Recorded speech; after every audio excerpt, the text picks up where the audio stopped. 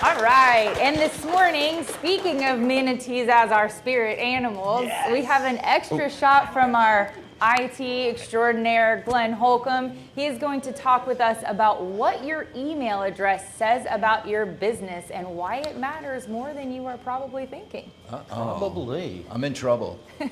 Good morning, everybody. Quick question before we get started. Have you ever gotten an email from a business that was like johnnytaxes1978@gmail.com? Now, how many of you bought from that person immediately without thinking? Most don't. It's not about judgment, it's about signals that are being sent, and we all do it. We all take those signals. So we're going to talk about free email and why it's an expensive, it can be an expensive mistake for your business and what it says about your business. So you get emails from two people, no other things, quoting the same project. A Sarah at clearchoiceconsulting.com and a Johnny Taxes at 1978@yahoo.com. Do you have an opinion already about the quality of their business? Just from that? Definitely. Yes. One seems more professional, one seems like a real business. The other one, is it a side hustle? Is it something real? Are they even a real business, or is it some kind of phishing message? And we don't say it out loud, but we think about it, and what happens is we just never answer that person, and that's why businesses get ghosted sometimes, of they're just not seeming professional enough where other businesses are going to want to engage with them. So what we're thinking, is it even a real company? It's a legitimacy signal. Are they cutting corners? You've got a free email.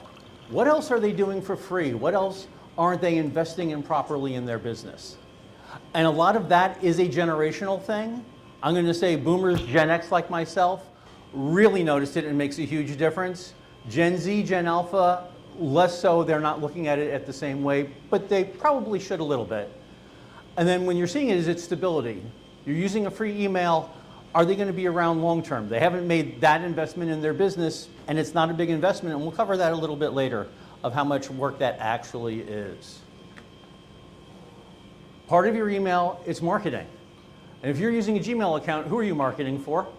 Gmail. Google. And I'm sure they are very appreciative, and if they had the time, they'd send you a thank you for it. When you're using your own domain, you're marketing yourself each time. So let's think about how many emails you send out. I got numbers here. So if you send 30 emails a week, that's 1,500 brand impressions a year that you're doing. Now, how many of us send more than 30 emails a week?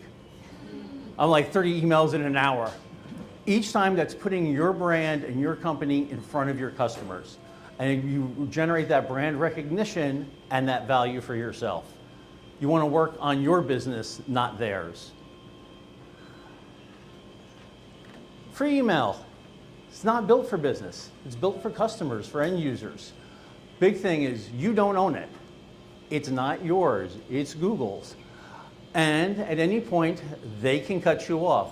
I'm sure Jackie can tell horror stories of people that have lost access to their email. Google can cut you off for any reason. They think you had a violation. They made a mistake. And who here has a phone number to call somebody at Google to help?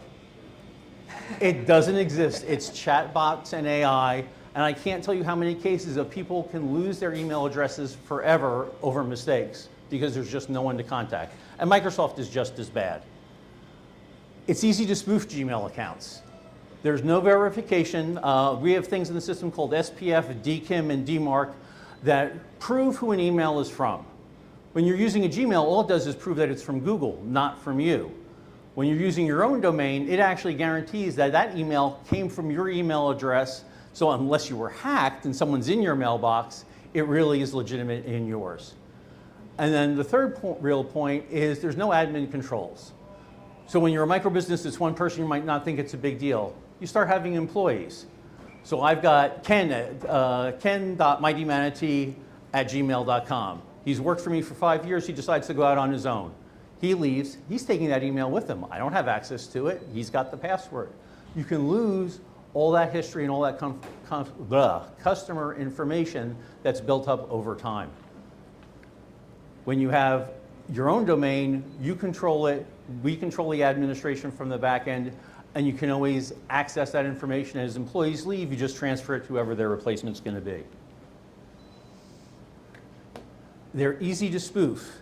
Here's an example of an email, because if you're using Gmail, it could be accounts payable, it could be glennholcomb@gmail.com. I actually do have that email address, but if you saw GLENHOLCOMB@gmail.com, would you think it's legit? Yeah. Very good. Why is it not legit? It could be anybody, and I've got two N's in Glenn. That's not how you spell your name. It's not how you spell my name. But when you're looking at it quick, you're in a rush, you're not going to notice that thing. And a lot of these spoofed emails, I'm sure we get them, everyone gets them all the time. There's always a sense of urgency. You've just purchased this, or someone's in trouble and needs those things. And when you're in that rush, you don't always catch them. Where when they're legitimate emails, they're much easier to see, much easier to catch. So with free email, you're the user. The platform is making the rules, the account can be suspended, recovery is hit or miss. How many people always remember their recovery passwords or recovery questions that you put in 10 years ago when you had a Gmail account? 2 out of 35 people. And if you get locked, there's no one to call. You're just a guest in their house. When you're using business email, you're the owner. You're controlling the domain, you're controlling the users. You can add them and remove them. It can scale as you grow, and you're the landlord, you're maintaining control. And then you can add extra protections on email, which you can't on free mail. You can do backup, you can do security awareness training, you can do phishing protection. None of those things you can do on free email. But it's expensive, it's complicated. No, it's not. Domain names cost between $12 to $20 a year. Cheaper than a 1-month Netflix subscription. Business email from Google and Microsoft are between $6 and $12 a month. So for less than $15 a month, you can control your own email. It's about 20-30 minutes to get it set up correctly if you do it yourself, or you can always work with a professional and they'll take care of it. We do it all day long. I do ask, if you do set it up yourself, please don't use GoDaddy for email. They're just horrible. Testify to that. I just did all that. It's a pain. GoDaddy is the one company that limits your access to the back end, and then as you want to expand, you can't, and then you have to move off of them. And it's for like $1 cheaper a month for the mailbox. Go directly to Google or Microsoft when you're setting it up. So your fix is simple. Buy your own domain, pick a platform, Google or Microsoft. It's what you enjoy working in, it's what you're comfortable with. Their equivalent is like Apple and Windows. It's a computer, it doesn't matter which one you pick. Set up your email and then just use it everywhere. Put it on your business cards, your websites. One of the biggest cues that will throw people that you're not doing it right is you spend all this money, you got a website, you put your business cards, and you're still using that Gmail address. It's like, you couldn't go for the extra $6? So it sends those real signals. So it's something most people don't always think about it, but everyone notices when people are using free email and didn't take that extra time. Any questions? That went fast. Questions? Thank you.